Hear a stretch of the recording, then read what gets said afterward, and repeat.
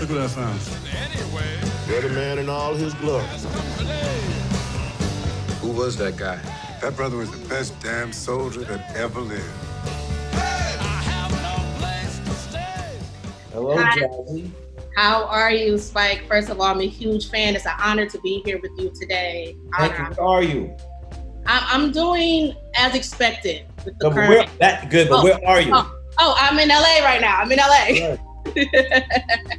LA's doing their thing. They are doing their thing. Speaking of doing their thing, you've been doing your thing for many, many years. I've been a fan of your work. And speaking of your work, when it comes to Do the Right Thing, you opened up that film with Samuel L. Jackson saying, "Wake up." And you ended School Days, my personal favorite Spike Lee joint. You ended that with Lawrence Fishburne saying, "Wake up." Where'd you go to school? Detroit streets. That's where I'm originally from, Detroit. The streets of Detroit.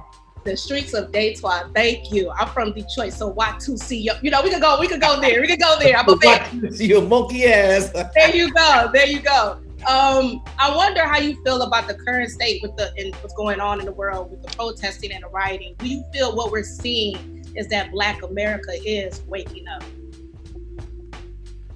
Well, I think we've been woke, as the new terminology is. Yes. I think what is happening, our white brothers and sisters are getting woke.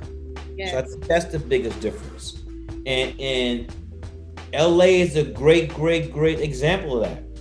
You know, I'm watching CNN, you know, left and right, and it ain't just Black folks out there in LA. Ain't just Black folks in Des Moines, Iowa.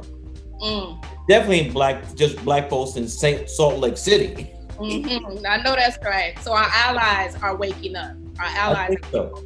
And that's always been a thing. I mean, and many of our great writers, you know, James Baldwin, and I can't name them all, have said it is not the responsibility of Black people to fix racism.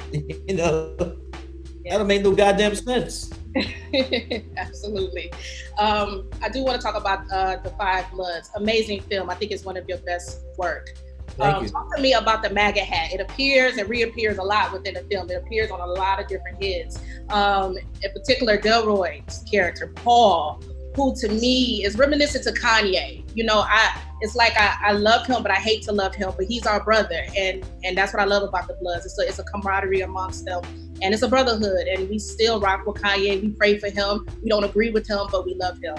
I wonder, did you pull inspiration from Kanye with this character, and what does the hat represent within the film, the MAGA hat? Well, this really has nothing to do with our brother.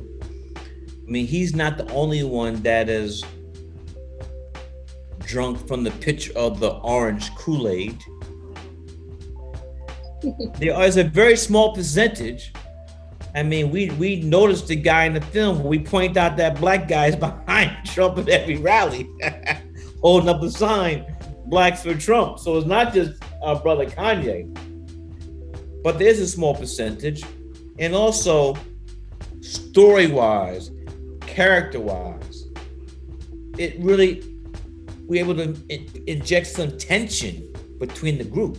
Because when you're in war with somebody, I mean, that bond's like that. Mm-hmm. It was gonna take some really extra stuff to see, you know, an issue come up where they're not on the same page. Yes. Now, this film does touch on mental health a lot, especially dealing with PTSD, and your art has always imitated life. I wonder, how do you feel having to constantly tell our stories, our struggles? Is it triggering for you? Is it re-traumatizing for you, or is it cathartic? That's a very good question, my sister from Detroit. It's a combination of both. It's not one or the other.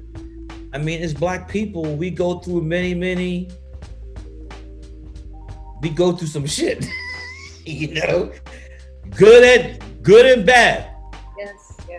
And you know, I know it was hard to have to see that footage with, you know, George Floyd, Breonna Taylor, Arbery. Yeah. It's hard, you know. But here's the thing, though. It's been hard from day one. 1619, our ancestors, that first ship landed in Jamestown, Virginia. So it's never been easier. It's been getting easier, you might say, but it's never been easy from the get-go. From the get-go. Sum it up in one word how you feel right now, if you can, mentally, in the space that you're at right now, everything that's going on. One word. I'm strong. And what I mentioned to you before, we've been marching, but to see our white brothers and sisters out there marching arm in arm with their black and brown brothers and sisters,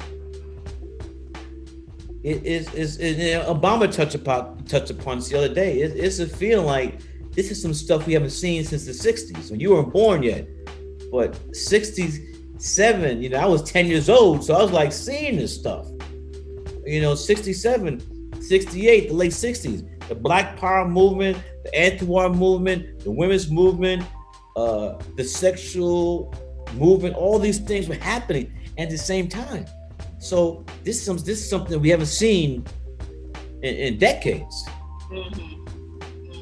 Thank you so much for your time, Spike. We're short on time, but I enjoyed this so much, and I would love to interview you sometime in the near future again. And AC, after Corona. After Corona, absolutely. God bless you, and thank you again for your services. All right, be safe. Thank you, you too. That tear gas ain't no joke. No.